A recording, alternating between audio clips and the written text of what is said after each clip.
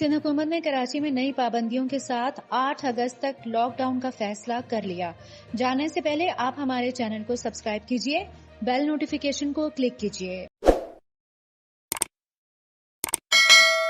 सिंध में खुसूसन कराची में corona virus की चौथी लहर में इजाफे को रोकने के लिए वजीर आला सिंध सैयद मुराद अली शाह की सदारत में सूबाई टास्क फोर्स का इजलास हुआ। इजलास में कराची में मजीद बंदिशें आयद करने की मंजूरी दी गई है। इजलास में फैसला किया गया कि कराची में नई पाबंदियों के साथ लॉकडाउन 8 अगस्त तक होगा। लॉकडाउन के दौरान एक्सपोर्ट सनतों को पैदावारी अमल जारी रखने की इजाजत होगी, जबकि मेडिकल स्टोर्स, ग्रोसरी, सब्जी, बेकरी और दूध की दुकानों पर पाबंदी का इतलाक नहीं होगा। इससे कबल कोरोना टास्क फोर्स के इजलास में तमाम पार्लिमानी जमातों को भी मदऊ किया गया।